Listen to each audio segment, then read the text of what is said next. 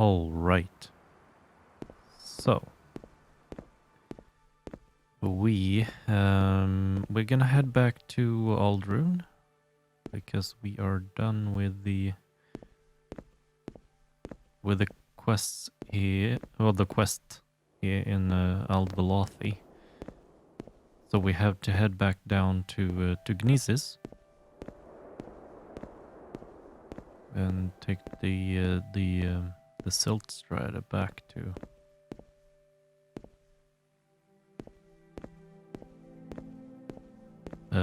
Aldrune. Where the heck is the road that that was pointing to?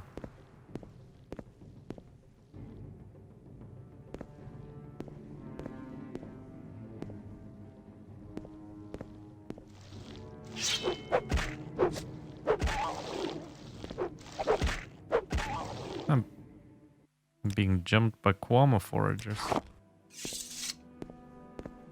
All right.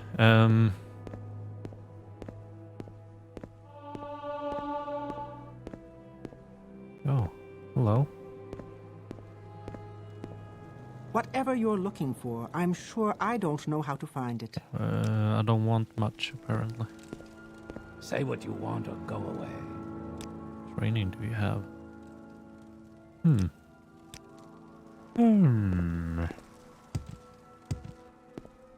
Where the heck is the road?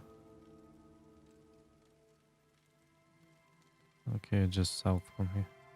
And I messed up with the mods. I changed a setting in the Morrowind code patch, which extended the map. And when because I have the map extended because of Tamriel rebuild, but I don't have Tamriel rebuilt, and we ended up with that square in the middle of nowhere. It seems like we're just gonna have to live with that square being in the middle of the ocean. That's fine. But yeah, I tried to just remove that just to make the map a little bit nicer.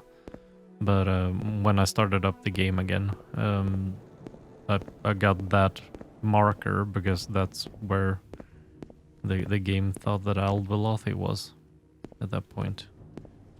So yeah, we have a square that doesn't lead to anywhere. And here's the where we got attacked by the woman that wanted me to find a ring. Should we? Oh, I contracted Witbane. Oh, intelligence. We don't care about intelligence. I don't need to be smart. I'm kind of curious to see if we can do anything up here, maybe. A little bit of a sidetrack exploration.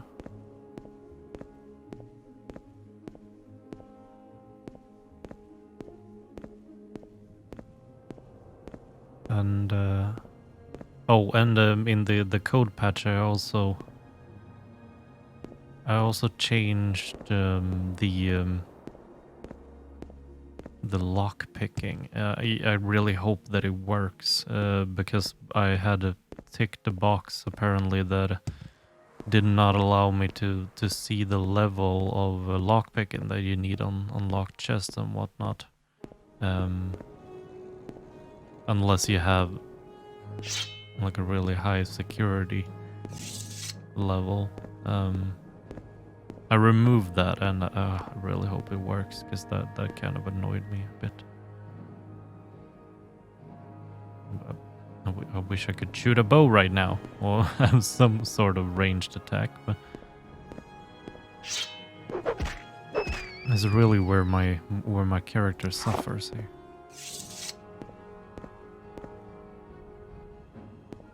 This is a really cool place.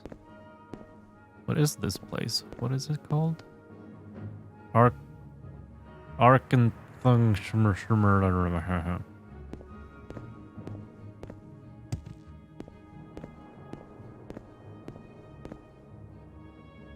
Dear Lord.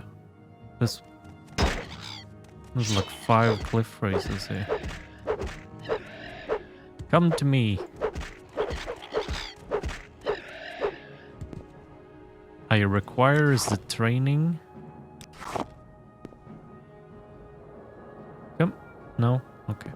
Let's just go into the Dwemer ruin and see what we can do in there. I should not jump and lose all of my fatigue. That's just stupid. It's really dumb. Oh.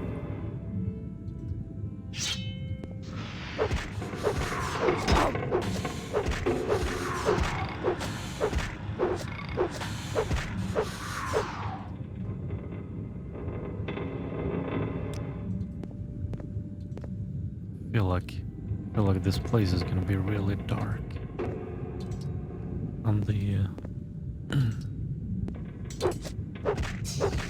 the video. There's a spider, Centurion spider. What was these called?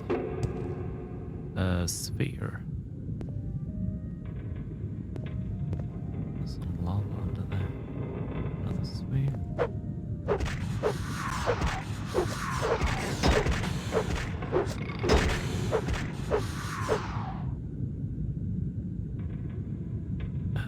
Scrap metal. They weigh 10 and just a value of 20. That's not a... Is that an alchemical ingredient? Rusted pieces of exotic metals recovered from Dwemer Such metal is rare and precious and prized both by collectors of antiquities and students of metal and enchantments. Okay.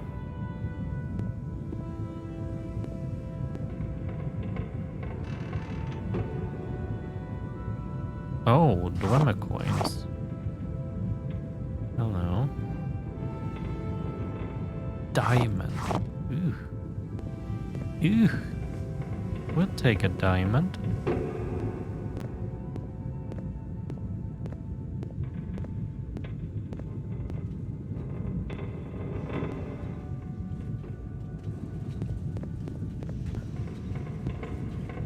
There's 2 spheres there. Maybe they... Oh, a ruby? That's nice.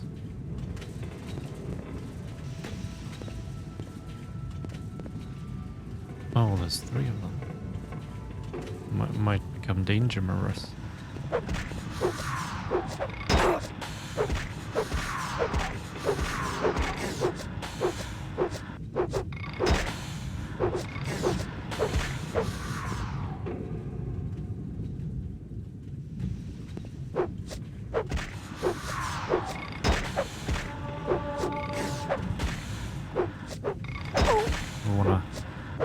I have my eye on the last one too, so I don't get jumped by too many of them at the same time. Hiya.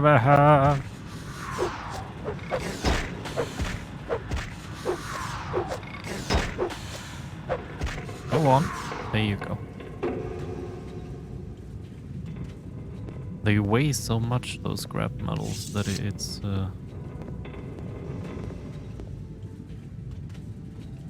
not really sure I wanna fill up on those really, because I can't carry all that much because I'm using heavy armor. Oh, there you go. Lock level 3. That's nice. It's good that it says the lock level now.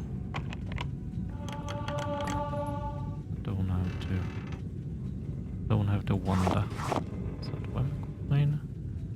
We'll take the Dwemer coin. What do we have here? Dwemer tube. Advanced Dwemer relic whose purpose has been lost in no time. I'll take that. It didn't weigh much, so it was worth a bit.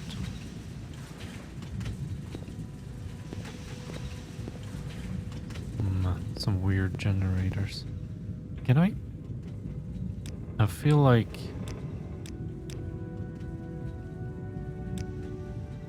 Yeah, the gamma correction, weirdly enough, does not do... I'm sorry. It doesn't do any difference on the video. Which is weird, but I guess we'll just have to live with this. So far, I feel like it's been fine. But what was this? Was this all? Is there nothing more to this? No. It was just a very tiny Dwemer ruin with the not much.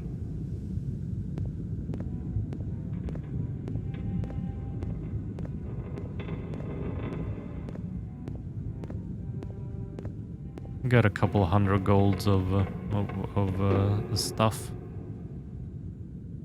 Let's just rest, yeah. Now it's the middle of the day. I just wanted to see what time it is, but I can't because there's cliff racers nearby. Okay, and there's no entrance that I didn't find.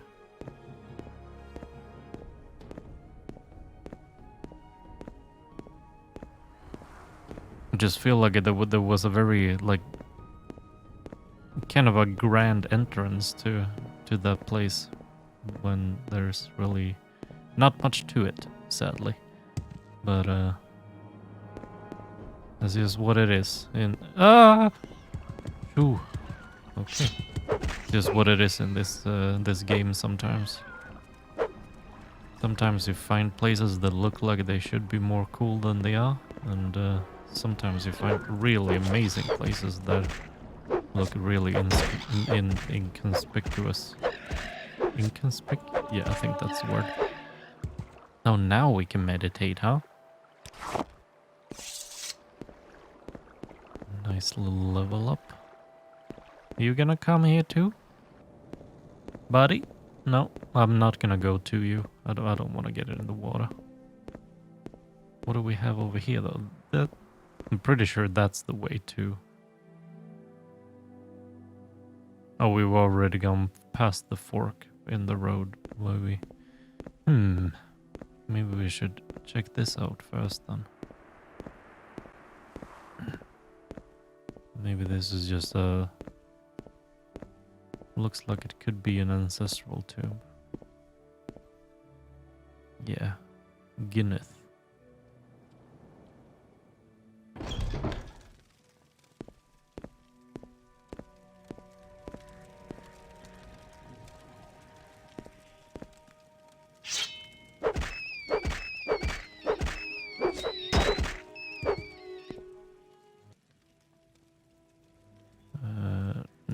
No thanks.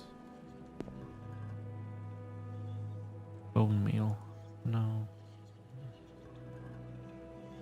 Maybe we should take the bone meal. I don't know. It's kind of... Because I want to get my mercantile up. Because that's kind of one of my skills. I kind of want to sell as many things as I can. Because I feel like that's going to be good for me. This is just a value 20 and it weighs 12, so no thanks. And no. They are... Then again, we can carry stuff. Maybe we'll... I can just throw shit out, of course, when I need to.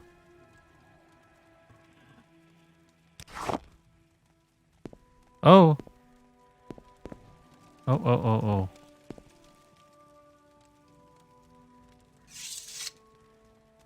Hello? You're unclean, Outlander. Get away from me and go get cured or stay away from me. Okay. Background. My past is none of your concern, Outlander. What is this place? Poison Song 1, first volume of historically inaccurate epic set in the aftermath of the War of the First Council.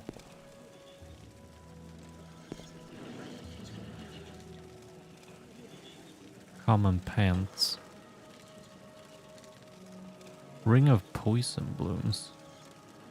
It's actually not owned, the chest is not owned, so I think I can just take that, but I mean it's not a particularly valuable thing in the common amulet. Should we read this? Is it long? It's quite long.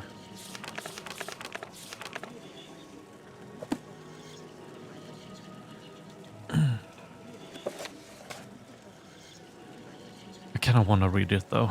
I guess the people that don't wanna sit through this story can just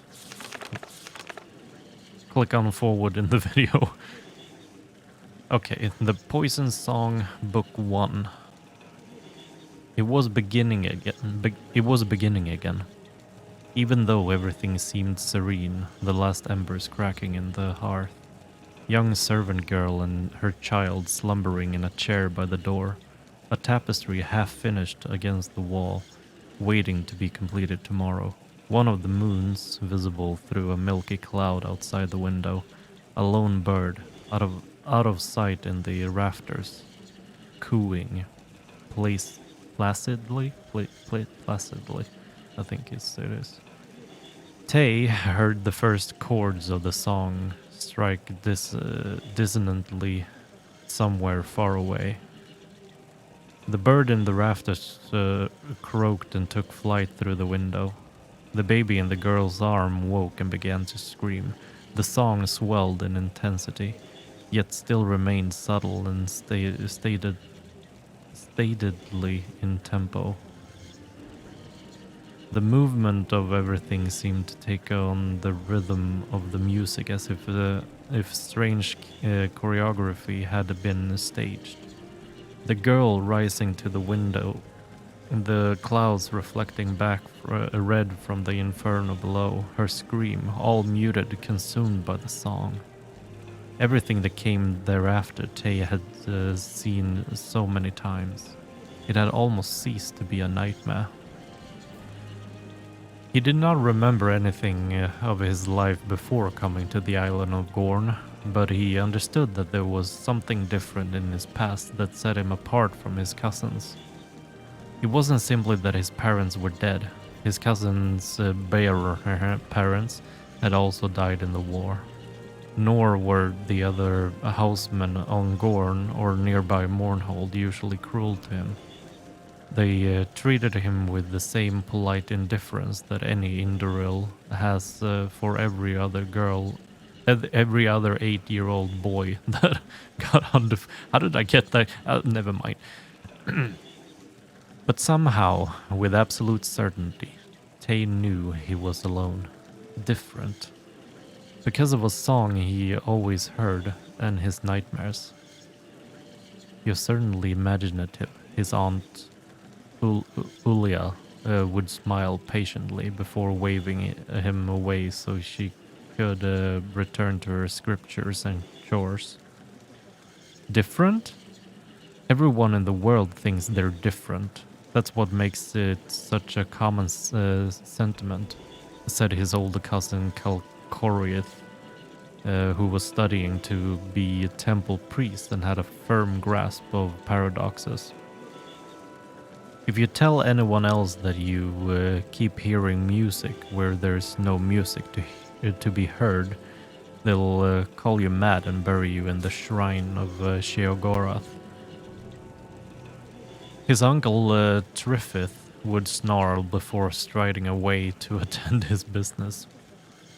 Only his nursemaid Edeba would listen to him seriously and just nod with a faint look of pride, but she would never say a word.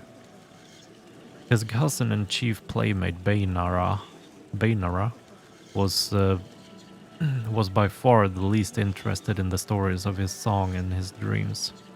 How tiresome are you with all this, Tay? said Bayonara after luncheon. This after luncheon, the summer of his eighth year. He, she, and younger cousin He, she, and younger cousin Vasta walked into a clearing in the midst of flowering trees. The grass was very long, barely up to the grass was very low, barely up to their ankles, and there were big black piles of leaves from the previous autumn. Now shall we get back to it? What shall we play? Tay thought for a moment. We could play the Siege of Orsinium. What's that? Asked Vasta, their constant companion, 3 years their junior.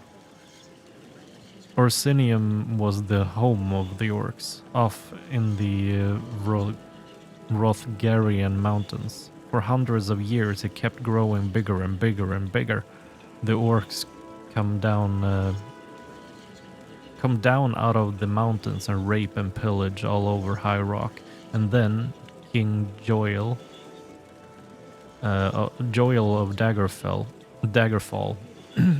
and Gaiden Shinji of the Order of Diagna and someone else, I forget, from Sentinel all joined together against Orsinium. For 30 years they fought and fought. Orsinium had walls made of out of iron, and try as they might, they couldn't break through. So what happened? Asked Baynara. You're so good at making up things that never happened. Why don't you make it up? So they did. Tay was the king of the orcs, perched up in a tree they called Orsinium. Bayonara and Vasta played King Joel and Gaiden Shinji, and they threw pebbles and sticks up at Tay while he taunted them in his most guttural voice. The three decided that the goddess Kinnereth, played by Bayonara in dual role, answered the prayers of Gaiden Shinji and drenched Orsinium in a torrent of rain. The walls rusted and dissolved. On cue, Tail obligingly fell from the tree and let King Joel and Gaiden mangle him with their enchanted blades. For the most of that summer, the year 675 of the First Era, Tay was nearly insensible by the power of the sun. There were no clouds, but it rained most every night. So the vegetation on the island of Gorn was bewilderingly lush. The stones themselves seemed to glow with sunlight, and the ditches burned with white meadowsweet and parsley down.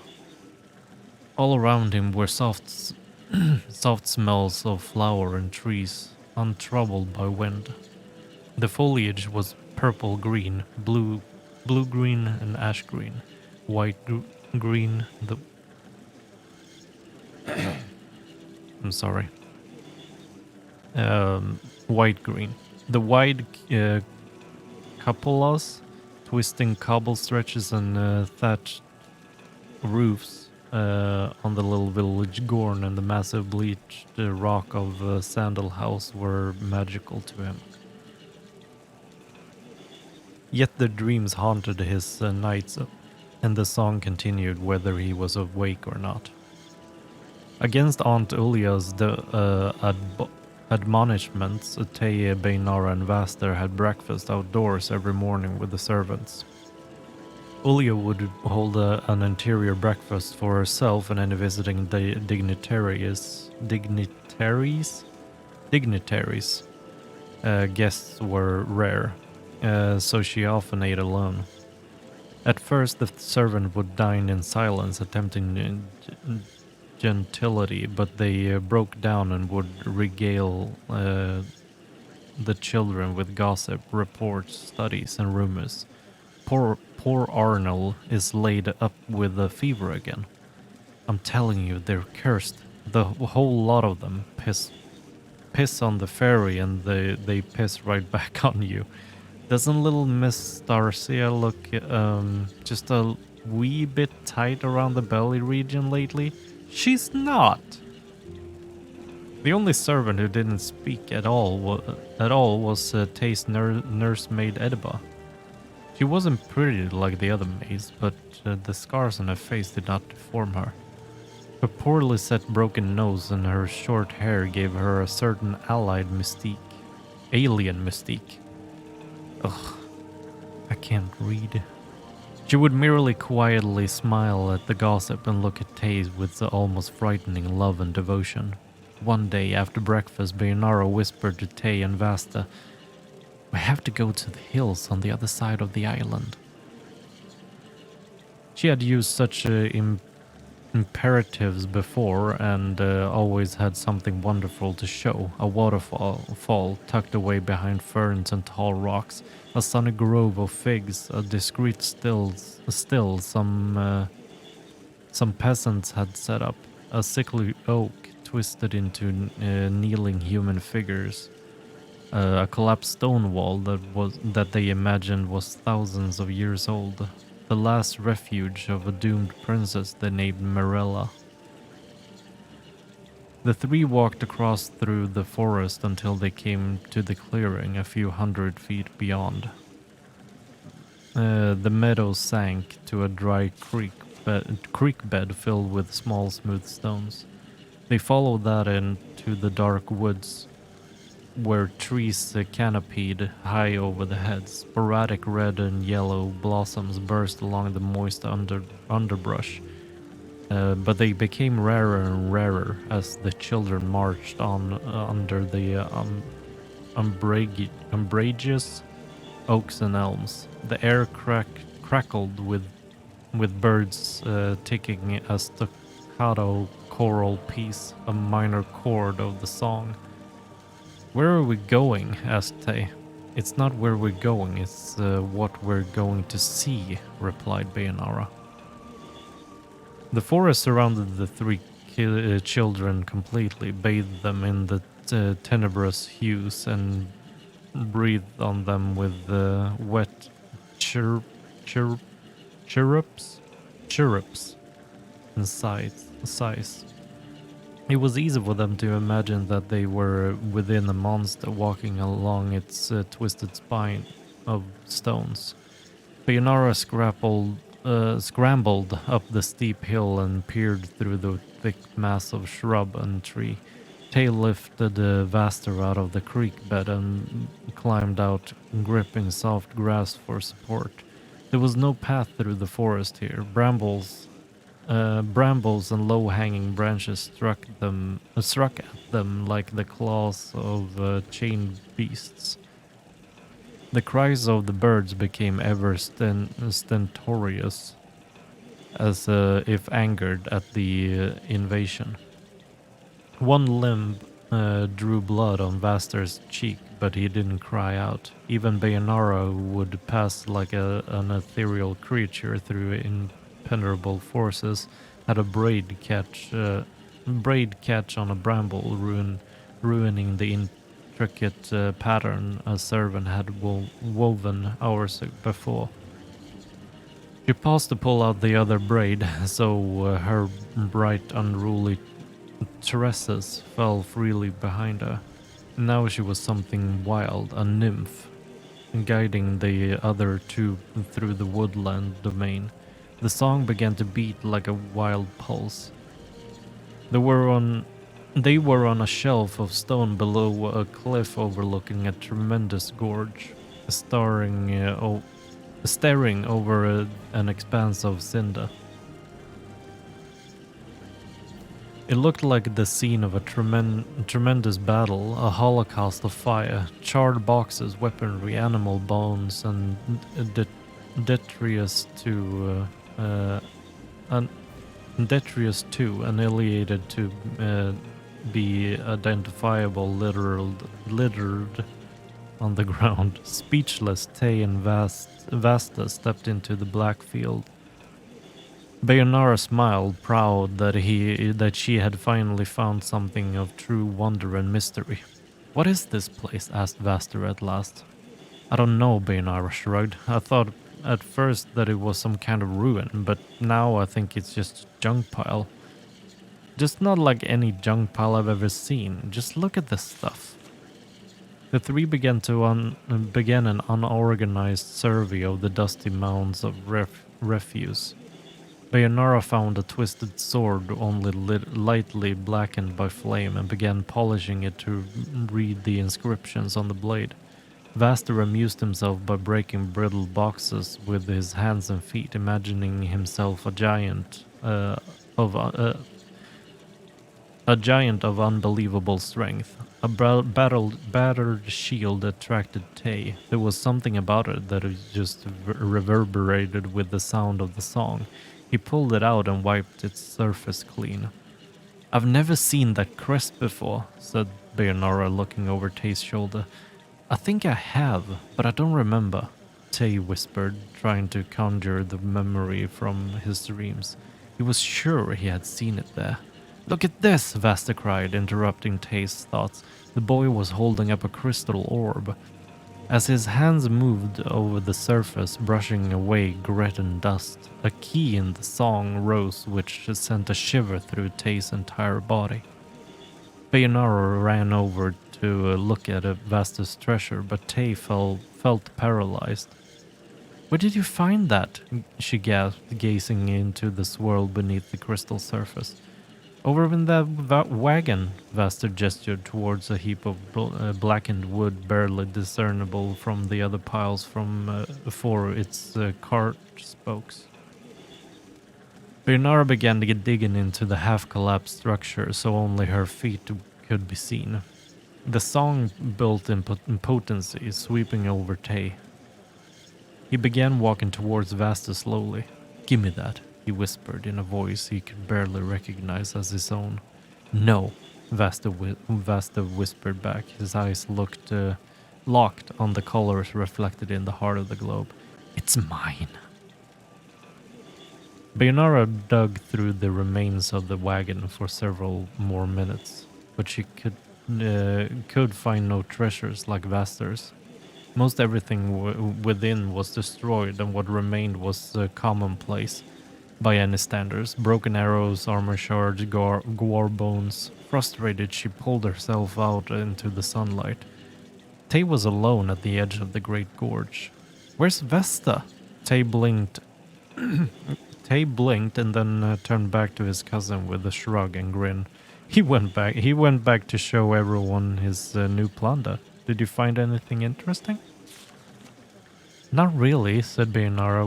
We probably ought to get back home before Vasta tells them anything that'll get us in trouble. Tay and Bayonara started the walk back at a quick pace. Tay knew that Vasta would not be there when they got back. He would never be returning home again. The crystal globe rested snugly in Tay's satchel, hidden under a pile of junk he had picked up. With all his heart, he prayed for the song to return and drown out the memory of the gorge and this long silent fall down. The boy had been so surprised. He hadn't even the time to scream. My precious. They found their precious. This is a cool story. This is a nice. What is it, human? Have you come to join my brood? But what is this brood? Have you got a problem with me? Because I have a problem with you. I don't like your attitude, so stay away from me. Goodbye, I guess.